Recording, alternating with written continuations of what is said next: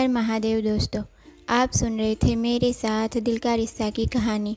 दिल का रिश्ता भाग 21, जूते चुराई की रस्म। रात का वक्त था जब स्नेहा मन ही मन महादेव को याद करते हुए अभय जिस तरफ बैठा था उस तरफ आगे बढ़ रही थी। अभय ने जैसे ही स्नेहा को अपनी तरफ आते देखा तुरंत अपनी जगह पर से खड़ा हो गया। उसके पास बैठे लड़के ने उसे वापस बिठाना चाहा तो वह उसका हाथ झटक कर स्नेहा की तरफ बढ़ गया। वह आकर स्नेहा के सामने खड़ा हो गया।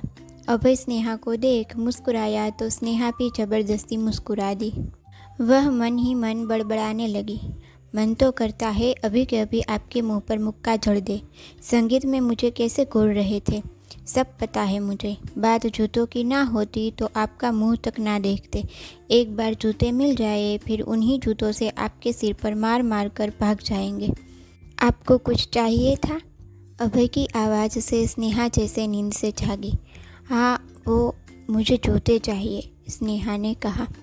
किसके? मेरे? अभय ने मजाक में कहा।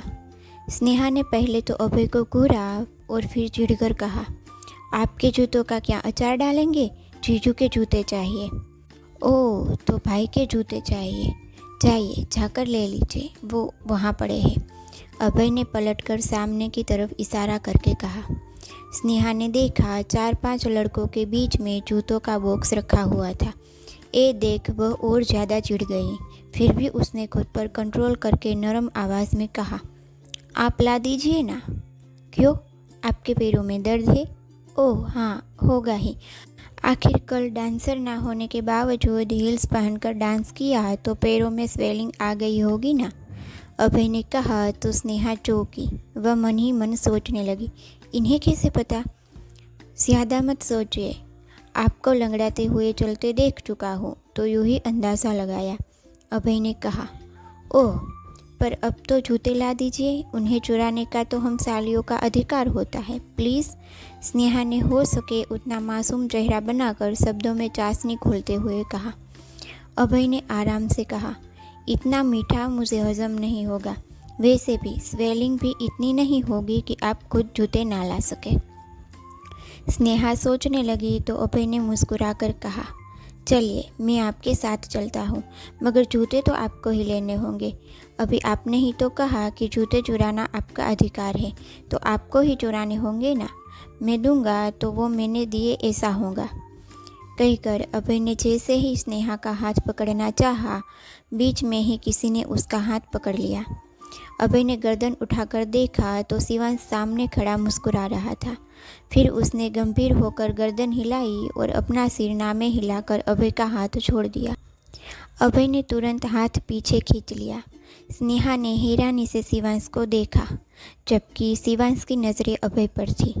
उसने तुरंत कहा, इसने जूते मांगे शायद। तुम्हें खुद पर हक जताने का अधिकार नहीं दिया जो हाथ पकड़ने जा रहे थे। अरे, आप तो भड़क गए। मैं तो बस यूं ही मजाक कर रहा था। अब शुरुआत तो इन्होंने ही की, अभय ने स्नेहा की तरफ देखकर कहा। स्नेहा ने हैरानी से आंखें फाड़े अभय को देखकर कहा, हमने? हाँ, अब ऐसे जूते मांगने कौन आता है? आपको क्या लगा आपकी मीठी मीठी बातों के झांसे में आकर मैं जूते दे दूंगा? अभय ने कहा। इसे ऐसा करना नहीं आता। अब तक ये चाहती तो तुम्हारा मुंह तोड़कर जूते लेकर जा चुकी होती, पर इसने मर्यादा बनाए रखी। क्योंकि तुम हमारे जीजू के भाई हो तो तुम भी अपनी मर्यादा में रहो, शिवांश ने धमकी भरे स्वर में कहा। अभय को इतना कहकर शिवांश स्नेहा की तरफ पलटा और थोड़ा गुस्से में कहा, और तुम्हें यहाँ आने की क्या ज़रूरत थी? आकाश की सारी बातें मानना ज़रूरी तो नहीं? आपको कैसे पता? स्नेहा ने हैरानी से पूछा। वो सब छोड़ो और जाओ यहाँ से, शिवांश ने कहा ही था कि स्नेहा ने मासूमियत से कहा, पर जूते? उसकी फिक्र मत करो, जाकर आकाश से कह देना कि जूते उसे मिल जाएंगे, अब जाओ, शिवांश ने कहा तो स्नेहा धीरे से सिर हाँ में हिलाकर चली गई। स्नेहा को खाली हाथ आते देख अनिका का चेहरा उतर गया। आकाश को भी यकीन नहीं हो रहा था कि स्नेहा बिना जूते लिए आ जाएगी। स्नेहा चुपचाप आकर खड़ी हो गई। फेरे शुरू हो गए थे तो स्नेहा उस तरफ देखने लगी। बाकी सब भी विक्रम और वैदेही पर फूलों की बारिश करने लगे। कुछ देर बाद स्नेहा को अपने कंधे पर कुछ महसूस हुआ। उसने पलटकर देखा तो शिवांश पीछे खड़ा उंगली से उसके कंधे को छू रहा था। स्नेहा ने भव्य उचकाई तो शिवांश ने अपना हाथ उठाकर जूते दिखा दिए। स्नेहा के चेहरे पर मुस्कान तैर गई। अब खुश कब से चेहरा लटका रखा था, शिवांश ने कहा तो स्नेहा ने धीरे से अपना सिर हिला दिया। शिवांश स्नेहा को जूते देकर चला गया। फेरों के बाद विक्रम और वैदेही ने सभी बड़ों के आशीर्वाद लिए। बाद में कुछ रस्में हुई, फिर विक्रम और वैदेही को एक सोफे पर बिठा दिया गया। तभी स्नेहा आकर दोनों के सामने खड़ी हो गई। आकाश, अनिका, ईशान और अवनी भी पीछे पीछे चले आए। स्नेहा ने मुस्कुराकर अनिका के कंधे पर हाथ रखकर कहा, अन्नू, तुम्हें नहीं लगता कि तुम्हारे जीजा साहब कुछ भूल रहे हैं? हम क्या भूल रहे हैं? विक्रम ने हैरानी से पूछा। हमारा नेग, अब जूतों के बदले नेग तो मिलना चाहिए ना, स्नेहा ने तुरंत कहा। जूतों का नाम सुनकर विक्रम ने अभय की तरफ देखा तो अभय कुछ दूरी पर खड़े शिवांश को घूरने लगा। उसे वो पल याद आ गया जब शिवांश ने उसे घूरते हुए उससे कहा था, तुम्हें एक बार में समझ नहीं आता कि मैं स्नेहा को तुमसे दूर क्यों रख रहा हूँ, तो फिर उसके पास क्यों जाते हो? इस बार वो मेरे पास आई थी, फिर आपको मुझसे इतनी भी क्या प्रॉब्लम है? सिर्फ इसलिए कि आपने मुझे एक बार पार्टी में इशिका के साथ देख लिया था। मगर आज मैं बता दूं कि उससे मेरा कोई लेना देना नहीं है, वो तो मेरे दोस्त की दोस्त है। तो उस रात उसी ने उसे पार्टी में बुलाया था। उसके पापा ने आपके परिवार के साथ किया वो मुझे पता है, तो मैं क्यों उससे कोई रिश्ता रखूं? पर एक बात मेरी समझ नहीं आती कि मुझे उसके साथ देखकर आप अब तक नाराज़ हैं, जबकि आप खुद ज़्यादा टाइम उसी के साथ रहते हैं। अभय ने कहा, मेरे कुछ अपने रीज़न है जो मैं तुम्हें बताना ज़रूरी नहीं समझता। फ़िलहाल तो तुम एक बात याद रखना, स्नेहा से दूर रहना। शिवांश ने उंगली दिखाकर अभय को वार्न करते हुए कहा। मगर क्यों? अभय ने हैरानी से पूछा। क्योंकि ये तुम्हें शिवांशी राठौड़ कह रहा है। स्नेहा से दूर रहना, और फिलहाल के लिए मैं जूते लेकर जा रहा हूँ। स्नेहा को जो चाहिए वो सब मैं उसे दिलाऊंगा, शिवांश ने कहा और जूते लेकर चला गया। अभय ने वो सब याद करके सिर झटका और अपनी मुट्ठियाँ भींच ली। इधर आकाश स्नेहा से कह रहा था, नेहू, ये क्या कर रही हो? जूते हमारे पास कहाँ है? ये तो रहे, स्नेहा ने अपना हाथ उठाकर कहा, जिस हाथ में उसने जूते पकड़ रखे थे। वो ये कब मिले? अनिका ने हैरानी से पूछा। बस मिल गए, स्नेहा ने सामने खड़े शिवांश की तरफ देखकर मुस्कुराकर कहा। आकाश ने स्नेहा की नज़रों का पीछा किया तो वह शिवांश को देख रही थी। ये देखकर आकाश मुस्कुरा दिया। तभी अनिका ने स्नेहा के हाथों से जूते लिए और विक्रम के सामने हिलाते हुए कहा, जीजा साहब, अब तो आपको नेक देना ही होगा। अच्छा कहिए, क्या चाहिए नेक में? विक्रम ने मुस्कुराकर कहा। जो आप प्यार से दे, अनिका ने सिर झुकाए कहा। विक्रम ने अपनी मासा जानकी जी की तरफ देखा कि उन्होंने एक लड़की को इशारा कर दिया। वो एक चांदी का थाल लाकर उनके सामने खड़ी हो गई। थाल में 3 बॉक्स थे। जानकी जी ने थाल में से एक एक कर बॉक्स उठाते हुए अनिका, अवनी और स्नेहा को दे दिया। अनिका ने बॉक्स खोलकर देखा तो उसमें कीमती हार था। अवनी और स्नेहा के बॉक्स में भी वैसा ही कीमती हार था, बस तीनों के डिज़ाइंस अलग थे। ये मैं नहीं रख सकती, स्नेहा ने एकदम से बॉक्स बंद करके जानकी जी को वापस देते हुए कहा। बेटा, नेक के लिए मना नहीं करते, ये तो आपका हक है। आप वैदेही से छोटी हो, इस नाते अनिका की तरह आप भी विक्रम की साली साहिबा हुई, तो इस नेक पर आपका भी हक है। जानकी जी ने प्यार से स्नेहा का गाल छूकर कहा। स्नेहा को फिर भी वो कीमती हार लेने में संकोच हो रहा था। उसने देवयानी जी की तरफ देखा तो उन्होंने धीरे से गर्दन हिलाकर स्नेहा को फिर वो हार रख लेने के लिए कहा, तो स्नेहा ने मुस्कुराकर वो हार रख लिया। जानकी जी ने प्यार से स्नेहा के सिर पर हाथ रख दिया। फिर सभी महिलाएं वैदेही की विदाई की तैयारी करने लगी। ये देखकर ही वैदेही की आंखें भर आई। वैदेही की इस घर में सबसे ज़्यादा शिवांश से बनती थी। कहने को तो शिवांश उसका बड़ा भाई था, मगर दोनों दोस्त की तरह रहते थे, तो वह शिवांश के गले लगकर बहुत रोई। शिवांश की भी आंखें भर आई। उसने प्यार से वैदेही के सिर पर हाथ रखकर उसके आंसू पोंछ दिए। फिर शिवांश उसके कंधे पर एक हाथ रखे दूसरे हाथ में वैदेही का हाथ पकड़कर उसे बाहर फूलों से सजी गाड़ी तक ले आया। आकाश ने गाड़ी का दरवाज़ा खोला और शिवांश ने वैदेही का लहंगा संभाले उसे गाड़ी में बिठा दिया। दूसरी तरफ से विक्रम भी बैठ गया। वैदेही ने गाड़ी का शीशा नीचे किया और स्नेहा की तरफ देखकर उसे अपने पास आने का इशारा किया। स्नेहा गाड़ी के पास आकर थोड़ा झुक गई तो वैदेही ने प्यार से उसका गाल छूकर कहा, जब तक यहाँ हो भाई का ख्याल रखना, उससे ज़्यादा लड़ना मत। वो बाहर से सख्त है पर फिर सभी का ख्याल रखना जानते हैं। जी, स्नेहा ने सिर्फ इतना ही कहा क्योंकि उसे दूसरा कुछ कहने को सूझा नहीं।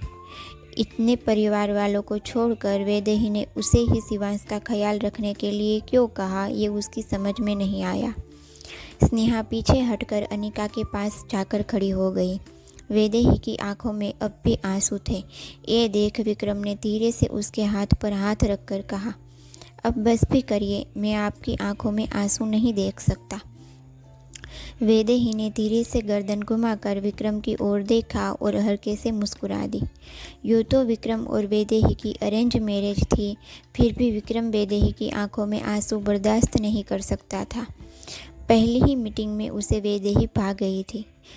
तभी से उसने वैदेही के चेहरे की मुस्कान कभी गायब ना हो, ऐसा मन ही मन खुद को वादा कर दिया था।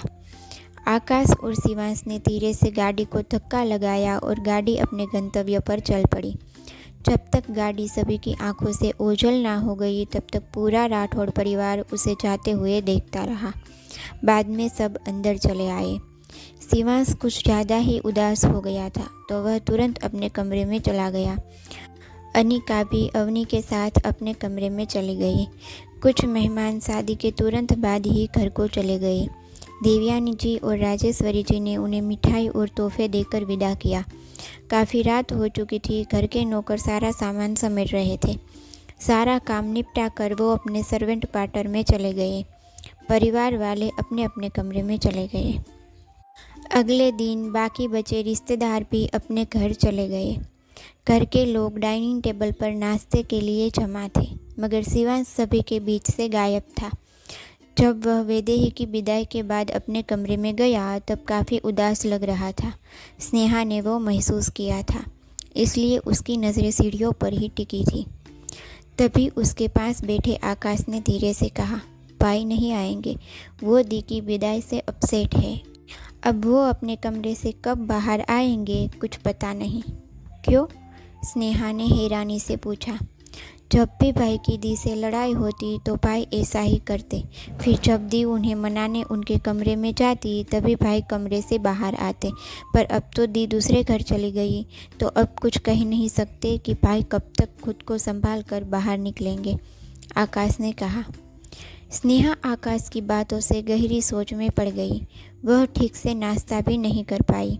नाश्ता कर सब अपने अपने काम में लग गए। शादी की वजह से विश्वराज जी, अमरदीप जी और आकाश भी ऑफिस नहीं जा पाए थे तो वो लोग भी ऑफिस चले गए। घर की सारी सजावट हट चुकी थी। देवयानी जी और राजेश्वरी जी भी किचन का काम देखने लगी। स्नेहा अनिका के साथ हॉल में बैठकर उसके कैमरा में कल की शादी के फोटोज देख रही थी। शिव कहाँ है? एक जानी पहचानी आवाज़ सुनकर स्नेहा ने चेहरा उठाकर सामने देखा। सामने अभिमन्यु खड़ा मुस्कुरा रहा था। अपने कमरे में। आपको उनसे कोई काम है तो वही जाना होगा, वो तो नीचे आने से रहे, अनिका ने कहा। उसका फिर शुरू हो गया, कहकर अभिमन्यु सीढ़ियों से ऊपर चला गया। अनिका वापस से स्नेहा को फ़ोटोज़ दिखाने लगी। कुछ देर बाद उसका फ़ोन बजा तो वह उठकर बाहर बात करने चली गई।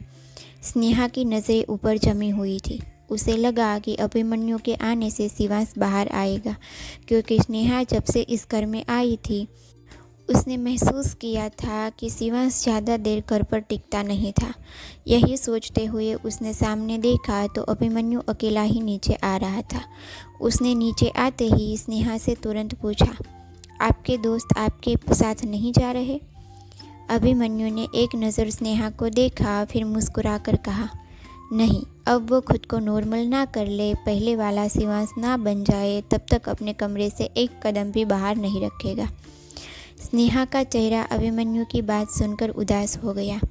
अभिमन्यु दरवाजे की तरफ आगे बढ़ गया। फिर अचानक से दरवाजे पर खड़े होकर पलटकर उसने स्नेहा की तरफ देखा और मन ही मन कहा, मुझे पूरा यकीन है तुम आज ही उसे कमरे से बाहर लेकर आओगी।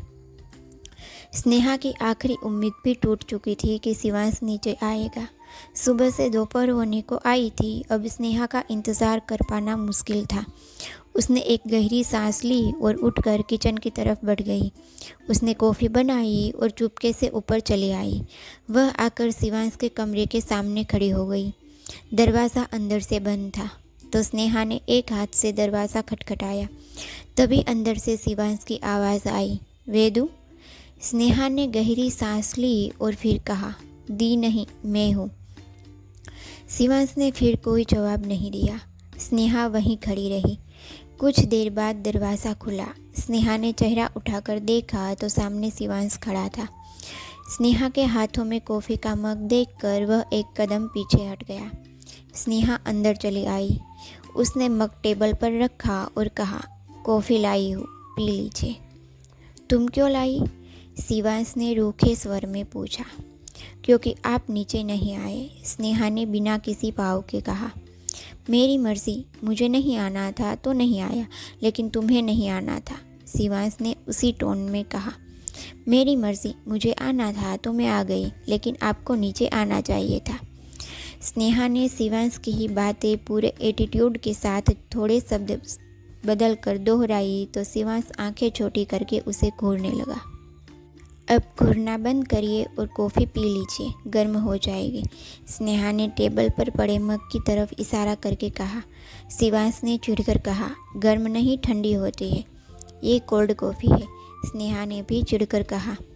शिवांश ने सोचकर कहा, ओह हाँ, भूल गया कि मैं कोल्ड कॉफ़ी पीता हूँ। फिर भी दिमाग कोल्ड नहीं होता, हर वक्त आग में धधकता रहता है। स्नेहा धीरे से बड़बड़ाई, कुछ कहा क्या? शिवांश ने आंखें छोटी करके पूछा। स्नेहा ने चट से नामे गर्दन हिला दी और दरवाजे की तरफ बढ़ गई। कुछ कदम चलकर वह रुक गई और बिना पलटे ही कहा, जानती हूँ आप दी के बहुत करीब थे, मगर सोचिए कि उन्हें पता चला कि आपने उनके जाने के बाद खुद को कमरे में बंद कर लिया है तो क्या उन्हें अच्छा लगेगा? आपकी दी एक बहुत अच्छे परिवार में गई है, जो परायों को भी अपनों की तरह रखते हैं। यूँ कहे तो वह अपने एक मायके से दूसरे मायके गई है, क्योंकि वो परिवार इसी परिवार के जैसा है। तो ऐसे खुद को तकलीफ़ देने की बजाय खुशी मनाइए। आपकी दी अपने नए परिवार में बहुत खुश होगी। इतना कहकर स्नेहा चली गई। शिवांश बस उसे जाते देखता रहा। उसके होठों पर मुस्कान आ गई। ये लड़की सच में बहुत अजीब है, लड़ती भी तो पूरे दिल से है और समझाती भी पूरे दिल से है। तो ये था दिल का रिश्ता कहानी का 21वां भाग। आगे के भाग सुनने के लिए मेरे चैनल से जुड़े रहिए और अगर कहानी पसंद आए तो कहानी को लाइक और कमेंट करना ना भूलें। तो जल्द ही मिलते हैं अगले भाग के साथ। तब तक के लिए हर हर महादेव।